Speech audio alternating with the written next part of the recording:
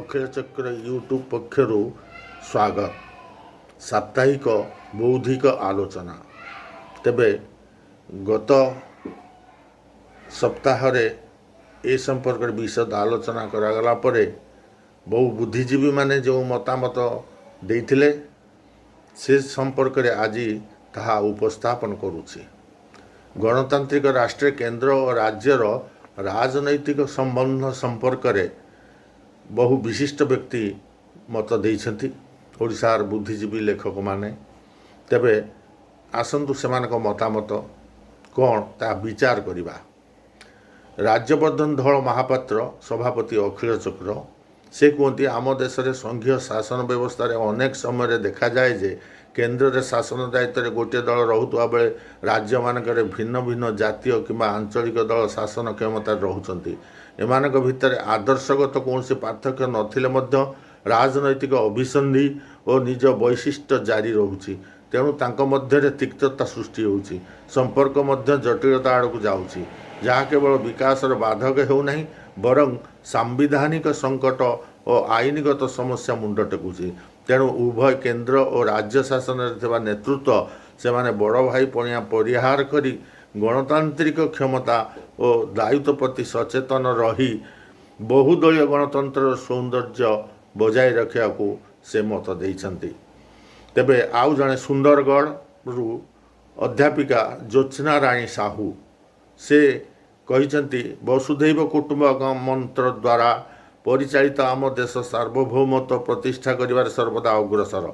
शासन दृष्टि सुविधा एवं सुगमता हेतु अखंड भारत को केंद्र सरकार और राज्य सरकार विभक्त होइतिला। जेतेबेले सम राजनैतिक दल केंद्र और राज्य शासन भार बहन करुथिले। शासन रे जेते वैशिष्ट्यता परिलक्षित हेउनथला, देश संघीय राष्ट्र शैली सुरुखुर परिचालित होउतला, किंतु राजनैतिक दलर भिन्नता हेतु देश और राज्य भितर मनोमालिन्य देखागला। जो माने देशर उन्नति चाहूले से माने आंचलिक उन्नति दाबी कले। भाषा और संस्कृति भित्तिक प्रशासनिक भित्तिक एवं अर्थनैतिक भित्तिक स्वायत्त शासन दाबी कले। किछि राजनैतिक दलर स्वार्थ पाई देश और राज्य भितर विवाद मुंड टेकी उठिला। देश सेना उन्नति कले राज्यर उन्नति करिवो ए कथा केही हेउजु नथुआ से क्षोभ प्रकाश करिसंती। देवेंद्र कुमार नायक सुवर्णपुर जन विशिष्ट संगठक से कहती राष्ट्रीय शासन सुलभता पाई केंद्र राज्य मिलित तालिका रही। एसबू पर भी केंद्र और राज्य मध्य तालमेल रोना। केंद्र और राज्य शासन करुवा सरकार एक निर्दिष्ट दलर न होइतारु संबंध में जटिलता सृष्टि होउछि। जड़े विशिष्ट कवि एवं बुद्धिजीवी रमेश चंद्र खाड़ंगा भुवनेश्वर से गणतांत्रिक राष्ट्र केंद्र राज्य राजनैतिक संबंध संपर्क में निजस्व मतामत देवाक जाई कहिसेंति। भारतीय संविधान रे देश शासन पाई संघीय व्यवस्था प्रचलन करा जाइछि। भाषा चलणी और सांस्कृतिक विविधता एवं शासनीय दक्षता पाई एपरि संघीय व्यवस्था अत्यंत आवश्यक। यही व्यवस्था अनुसार जातीय स्तर रे केंद्र सरकार और प्रादेशिक स्तर रे राज्य माने निजर सरकार गठन करती। शासन श्रृंखला पाई तीनोटी पर्यायर आईन प्रणयन विधि रखा जाइछि। जदि यही तालिका थिबा केंद्र और राज्य आईन परस्पर विरोधी हुए तेबे केंद्र आईन ही बलवत्तर रहिबो। यह एक सुचिंतित व्यवस्था। बहु वर्ष धरी जातीय और राज्य स्तर गोटे दल शासन करुथुवारु समस्या अपेक्षाकृत कम थिला। सांप्रतिक परिस्थिति रे आंचलिक दलर क्रम अद्भुतान संगे संगे परस्पर विरोधी राजनैतिक दल केंद्र और राज्यर शासन भार ग्रहण कले। दलगत स्वार्थ आदर्शर अमेल जोगु सेमानक मध्य मुहांमुही परिस्थिति सृष्टि है। अवश्य धारा 356 प्रयोग बल राज्य सरकार को बर्खास्त करी राष्ट्रपति शासन लागू करा जाई पारे एभली एक विधि रखागला। किंतु संकीर्ण स्वार्थ पाई यह करा नीतिगत संगत नुहे। जदिओ अतीत बहुबार यही क्षमतार अपव्यवहार करा जाइछि। एतद व्यतीत केंद्र राज्य गुड़ी को असहयोग कले राज्यर आर्थिक स्थिति दुर्बल हो पड़े। कारण कोयला समेत अन्य खनिज पदार्थ उपर रॉयल्टी केंद्रीय टिकसर बंटन विपर्यय बेले केंद्रीय अनुदान ए सब क्षेत्र में केंद्र अधिक शक्तिशाली। या छड़ा आंतराज्य सीमा और जल विवाद विषय मध्य राज्य केंद्र सहायता लोड़ी थाए। तेणु संकीर्ण स्वार्थर ऊपर को उठी दलीय स्तर में एपरी एक परिपक्व नेतृत्व देखाइबार ଆବଶ୍ୟକତା ରହିଛି। ଆବଶ୍ୟକ ସ୍ଥଳେ ସମନ୍ୱୟ ରକ୍ଷା ପାଇଁ ନ୍ୟାୟପାଳିକାର ମଧ୍ୟ ଗୁରୁତ୍ୱପୂର୍ଣ୍ଣ ଭୂମିକା ଥିବା ସେ କହିଛନ୍ତି। ଆଉ ଜଣେ ସେଇଭଳି ବୁଦ୍ଧିଜୀବୀ, ବୁଦ୍ଧିବାଦୀ, ଆଇନଜ୍ଞ ଗୀତାଞ୍ଜଳି ବାଗ ଅନୁଗୁଳ, ସେ ତାଙ୍କର ମତାମତରେ କହିଛନ୍ତି ଭାରତର ସମ୍ବିଧାନରେ ଭିନ୍ନ ଭିନ୍ନ ବିଷୟଗୁଡ଼ିକ ସ୍ୱତନ୍ତ୍ର ତାଲିକାଭୁକ୍ତ କରାଯାଇଛି। ଅର୍ଥ, ରେଳ, ପରିବହନ ଆଦି କେନ୍ଦ୍ର ତାଲିକାରେ ଥିବାବେଳେ କୃଷି, ସ୍ୱାସ୍ଥ୍ୟ ରାଜ୍ୟ ତାଲିକାରେ, ଆଉ କେତେକ ଉଭୟ ତାଲିକାରେ, ଯଥା ସାଧାରଣ ପରିବହନ, ଜଳସେଚନ ଆଦି ଉଭୟ କେନ୍ଦ୍ର ଓ ରାଜ୍ୟଗୁଡ଼ିକ ସହ ଯୋଗ ଭିତ୍ତିରେ କାର୍ଯ୍ୟ କଲେ ସାଧାରଣତଃ ଜନତା ଉପକୃତ ହେବେ। କେନ୍ଦ୍ରରେ ସଂସଦ, ରାଜ୍ୟମାନଙ୍କର ବ୍ୟବସ୍ଥାପକ ସଭା ରହିଛି। ନିର୍ବାଚିତ ସଭ୍ୟମାନେ ଆଲୋଚନାର ବିଧି ପାଳନ ହୁଏ। ତଦନୁସାରେ ଶାସନ ଚାଲେ। ଯେଉଁ ସ୍ଥଳରେ ଦ୍ୱନ୍ଦ୍ୱ ଉପୁଜେ ସେଠାରେ କେନ୍ଦ୍ର ସରକାର ନୀତି ବଳବତ୍ତର ରହିବା କଥା ଏବଂ ସେମାନେ ମଧ୍ୟ ହସ୍ତକ୍ଷେପ କରିପାରନ୍ତି। ବେଳେବେଳେ କେନ୍ଦ୍ର ଓ ରାଜ୍ୟ ସରକାର ଦଳୀୟ ମନରେ ଅସହିଷ୍ଣୁ ହୋଇପଡ଼ନ୍ତି ଦଳୀୟ ମତରେ, ଫଳରେ ଆନ୍ତର୍ଜାତୀୟ ସ୍ତରରେ ଦେଶ ନିନ୍ଦିତ ହୁଏ। ଦଳୀୟ ସ୍ୱାର୍ଥର ଊର୍ଦ୍ଧ୍ୱରେ ରହି ଉଭୟ ସରକାର କାର୍ଯ୍ୟ ପରିଚାଳନା ସହ ସୁସ୍ଥ ବାତାବରଣ ସୃଷ୍ଟି କରିବା ଦେଶ ଚାହେଁ। ଆଉ ଜଣେ ବିଶିଷ୍ଟ ଶିକ୍ଷାବିତ୍ ରଙ୍ଗଲତା ସାହୁ, ପୁରୀ, ସେ କୁହନ୍ତି ଭାରତର କେନ୍ଦ୍ରୀୟ ଶାସନ ପ୍ରଣାଳୀ ବହୁତ ଶକ୍ତିଶାଳୀ। ସ୍ୱାଧୀନତା ପରେ ଏହା 14ଟି ରାଜ୍ୟ ଓ 6ଟି କେନ୍ଦ୍ର ଶାସିତ ଅଞ୍ଚଳ ଥିଲା। ଏହାପରେ ଏବେ 28ଟି ରାଜ୍ୟ 7ଟି କେନ୍ଦ୍ର ଶାସିତ ଅଞ୍ଚଳରେ ପରିଣତ ହୋଇଛି। 1956ରୁ 1964 ମସିହା ପର୍ଯ୍ୟନ୍ତ ଉଭୟ କେନ୍ଦ୍ର ଓ ରାଜ୍ୟର ଶାସକ ଦଳ ଏକ ଥିବାରୁ ସମ୍ପର୍କ ଭଲ ଥିଲା।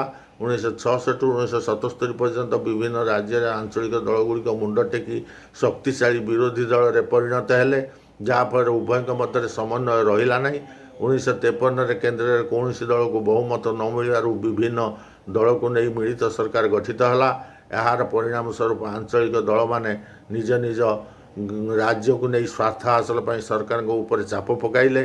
ତାମିଲନାଡୁ, ପଞ୍ଜାବ, ପଶ୍ଚିମବଙ୍ଗ, କେରଳ ଆଦି ରାଜ୍ୟମାନେ ଅର୍ଥନୈତିକ ସ୍ୱତନ୍ତ୍ରତା ଦାବି କଲେ। ଏଥିସହିତ କେନ୍ଦ୍ରର ପ୍ରଶାସନିକ ହସ୍ତକ୍ଷେପକୁ ସଙ୍କୁଚିତ ହେବାକୁ ଚାହିଁଲେ। କେନ୍ଦ୍ର ଓ ରାଜ୍ୟରେ ଏକ ଦଳ ନଥିବାରୁ କେହି କାହାକୁ ମାନିଲେ ନାହିଁ। ଯେଉଁ ରାଜ୍ୟରେ ଭିନ୍ନ ଦଳ ସେଠାରେ ରାଜ୍ୟପାଳ ନିଯୁକ୍ତି ନେଇ ବିବାଦ ଦେଖାଦେଲା। କେନ୍ଦ୍ର ଓ ରାଜ୍ୟ ବିବାଦକୁ ନେଇ କମିଶନ ଗଠିତ ହେଲା। ରାଜ୍ୟ ମଧ୍ୟରେ ସୀମା ଜଳ ବଣ୍ଟନକୁ ନେଇ ସମସ୍ୟା ଦେଖାଦେଲା। ସ୍ୱାଧୀନତାର 75 ବର୍ଷ ପରେ ତର୍ଜମା କରାଗଲେ ଦେଖାଯାଏ ଯେ କେନ୍ଦ୍ର ରାଜ୍ୟ ମଧ୍ୟରେ ବିଭିନ୍ନ ପ୍ରକାର ସମସ୍ୟା ମୁଣ୍ଡ ଟେକିଛି, ଯାହା ଭାରତ ଭଳି ବୃହତ୍ ଗଣତାନ୍ତ୍ରିକ ରାଷ୍ଟ୍ର ପାଇଁ ଆଦୌ ଶୋଭନୀୟ ନୁହେଁ।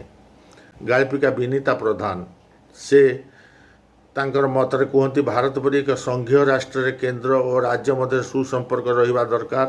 କେନ୍ଦ୍ର ଓ ସଂସଦର ଆଇନ ଗଢ଼ିବାର ସମସ୍ତ କ୍ଷମତା ଥିଲେ ମଧ୍ୟ ରାଜ୍ୟ ସରକାରଙ୍କ ମତାମତକୁ ଗୁରୁତ୍ୱ ଦିଆଯିବା ଆବଶ୍ୟକ।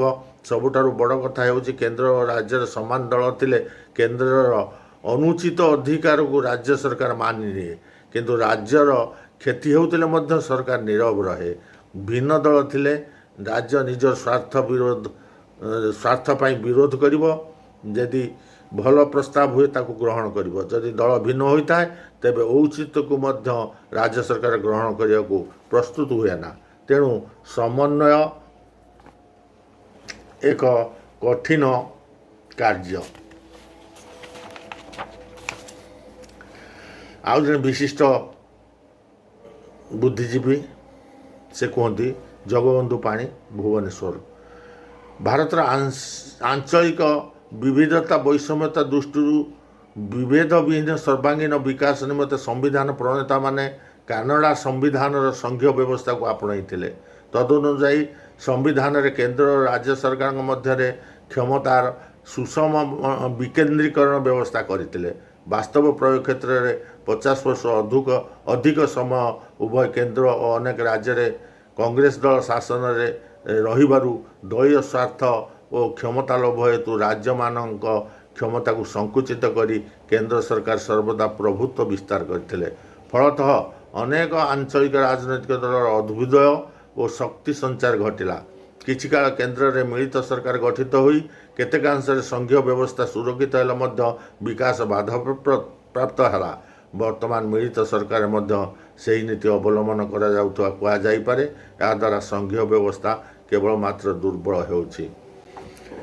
ପ୍ରାଧ୍ୟାପିକା କମଳ କୁମାରୀ ଦାସ, भुवनेश्वर से कहती केन्द्र राज्य भिन्न भिन्न दल क्षमतार हेले संबंध में नानादी जटिलता परिदुष्ट हुए। केन्द्र द्वारा प्रचलित विभिन्न लोकाभिमुखी योजना गुड़ी को राज्य सरकार निज नाम राज्य में प्रचलित करी लोकप्रिय होगा धाई। केन्द्र बहु लोकाभिमुखी योजना को राज्य सरकार एवं निज नाम चलाई। बन्या बात्या प्रभृति प्राकृतिक विपर्यय केन्द्र में शासन करता भिन्न भिन्न दलीय सरकार सह साहाय्यर अर्थराशि को नहीं विवाद मुंड टेकी थाए। यह परिणाम जोगु राज्यर प्रगति बाधा प्राप्त होगा सह जनसाधारण से न्याज्य दाबी वंचित होती। देवव्रत धल बिंझारपुर जड़े गाल्पिकर से कहती केंद्र सरकार और राज्य सरकार मध्य संबंध जो जटिलता अच्छी मुख्यतः भारतीय संविधान संघीय व्यवस्था जो बहु अर्थनैतिक कार्यकलाप और सेवा वितरण कार्य राज्य गुड़िक द्वारा परिचालित होता बेले केन्द्र व्यापक अर्थनैतिक दिग प्रदान कर भारत संघीय नीति को सुदृढ़ करने देखागला बेले योजना आयोग विलोप करागला सेतबेले जनागला संघीय नीति सुदृढ़ होब। अन्य जटिलता हूँ राज्य गुड़िक 42% केन्द्रीय टिकस को वृद्धि करवा जातीय सुरक्षा अर्थनीति नूतन राज्य गठन और वैदेशिक नीति भली अनेक प्रसंग में केन्द्र और राज्य मध्य जटिलता वृद्धि पाई। द्रव्य एवं सेवा कर एवं खुचुरा क्षेत्र में प्रत्यक्ष पुंजी विनियोग जेतेबेले सरकार विनियोग भली गुरुत्वपूर्ण अर्थनैतिक प्रसंग में केन्द्र और राज्य मध्य जटिलता एबे भी ताहा स्पष्ट जना पड़ना। केन्द्र सरकार आभ्यंतरीण सुरक्षा निमंते राज्य सरकार सहमति हासिल कर विफलता जातीय काउंटर आतंकवाद केन्द्र प्रतिष्ठा करने प्रस्ताव को राज्य सरकार खोलाखोली प्रत्याख्यान करने आदि संबंध में जटिलता सृष्टि करिछि। विभूति रंजन साहू बिंझारपुर से कहती केन्द्र राज्य मध्य जटिलता का गभीर चिंतार विषय। एथिपाई आम भाषा संस्कृति विभिन्न प्रदेश पृथक मनोवृत्ति ही दायी। यह व्यतीत प्रत्येक राज्यर आवश्यकता भिन्न। आंचलिक शासक दलर प्राधान्यता केन्द्र सरकार सह समन्वय रक्षा करूना। प्रत्येक राजनैतिक दल निज निज स्थायित्व बजाय रखि सदा उद्यमशील तेणु साधारण जनता आंचलिक दल प्रभावित कर रखि था। आम संविधान में केन्द्र राज्य मध्य समन्वय रखापी धारा 250, 252, 263 पर्यंत अनेक व्यवस्था रखाई। किंतु राजनैतिक दलर स्वार्थ हासिल चिंताधारा ये सब को जटिलतर कर देउछि। से एक विराट बड़ मत उपस्थापन कर अमिताभ जेना बड़ी से मत पोषण कर भारत विश्व दरबार में सबुठु बड़ गणतांत्रिक देश भाव मान्यता लाभ कर। आम भारत में निर्वाचन पद्धति अति सरल मात्र अमेरिका बिलात परी आम गणतंत्र एत जटिल नुहे। किंतु एबे देखा जाउछि राजनैतिक पोषापाली छंदी होई केन्द्र और राज्य मध्य समन्वय बदल सर्वदा संघर्ष चली जेपरी लगुच केन्द्र और राज्य मध्य कादुओ फिंगा फिंगी चलती जनता निर्विकार अवस्था रोचे देश प्रति अनुरक्ति न आसला जाए एभली विवाद लगी रही। मनमथ राय जाजपुर जड़े विशिष्ट समाजसेवी शिक्षाविद बुद्धिजीवी से कहते केन्द्र राज्य मध्य समन्वय रहिले विकास प्रक्रिया त्वरान्वित हो। आज क्षमता निशा राजनीति को कलुषित करने सहित सबू विधि विधान को भांगी चली। आमे भारतीय बोली निजको कहीं भावुना दलीय बा जातीय दल बदल राज्य मानक आंचलिक दल प्राधान्य विस्तार कर देश में एकता रही पारु नाही। संकीर्ण स्वार्थलिप्सा जो दलगुड़िक परस्पर दोष लदी होउछंती। एही संकीर्णता लोप पाइले जातीयता प्रतिष्ठा हो पारिबो तेबे जाई केन्द्र और राज्य मध्य सुसमन्वय प्रतिष्ठा हो पारिबो। तेबे केन्द्र और राज्य मध्य सृष्टि होइतिबा जटिलता संप्रति जहाँ परिलक्षित हुए सेथिपाई भारत केन्द्र सरकार हूँ राज्य सरकार हूँ एवं सरकार थिबा दलीय नेतृवृंद हूँ कि शासक गोष्ठी हूँ एमाने यथेष्ट सचेतनता अवलंबन करने आवश्यक।